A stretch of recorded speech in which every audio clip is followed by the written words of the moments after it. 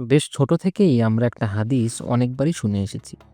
হাদিসটি আবু হুরায়রা রাদিয়াল্লাহু তাআলা আনহু হতে বর্ণিত, and it states that when the month of Ramadan begins, the gates of heaven are opened and the gates of hell are closed and the shaitans are chained. হাদিস থেকে স্পষ্ট বোঝা যাচ্ছে যে রমজান মাসে মূলত শয়তান কাউকে প্রভাবিত করার ক্ষমতা রাখে না। কিন্তু তাই বলে কি রমজান মাসে কোনো পাপ কাজ হয় না?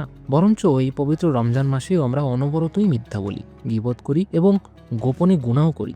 বছরের অন্য সময়গুলোতে না হয় আমরা এই দোষগুলো শয়তানের ঘাড়েই দিয়ে দিই, কিন্তু এখন এই পাপ কাজগুলো কি করাচ্ছে আমাদের দ্বারা? উত্তরটা বেশ ভয়ঙ্কর। কারণ রমজান মাস আমাদের এমন এক অপ্রিয় সত্যের সামনে দাঁড় করিয়ে দেয় যেখানে আমাদের শত্রু শুধু শয়তান না, বরং আমরা নিজেই। আরও নির্দিষ্টভাবে বললে আমাদের নফস হলো আমাদের প্রত্যেকের ভিতরের ইনার ইগো, যেটা বছরের পর বছর একই পাপ কাজ করে অভ্যস্ত। আজ শয়তান না থাকলেও আমাদের এই ইনার ইগো আমাদেরকে সেই পাপ কাজ অভ্যাসগত কারণে করতে বাধ্য করছে। বিজ্ঞান বলছে আপনি যদি টানা 30 দিন কোনো অভ্যাস গড়ার বা ভাঙার চেষ্টা করেন, তাহলে সেটি 30 দিন পর আপনার অভ্যাস নয় বরং স্বভাব হয়ে যাবে। সেজন্য ভিনদেশে বিভিন্ন লাইফস্টাইল ইনফ্লুয়েন্সারদের 30 ডে হার্ট চ্যালেঞ্জ নিতে দেখবেন, যেটা কিনা আমরা এই রমজানে সহজেই করতে পারি। তাই স্পষ্টত আপনার প্রতিদ্বন্দ্বী এখন আপনি নিজেই। এই পবিত্র রমজান মাসে যদি আপনি আপনার নফসকে দমন করতে পারেন, তাহলে আপনি প্রকৃত বিজয়ী হবেন। আর যেমনটা আমরা আগের পর্বে জেনেছি, এই রমজান বিজয়েরই মাস।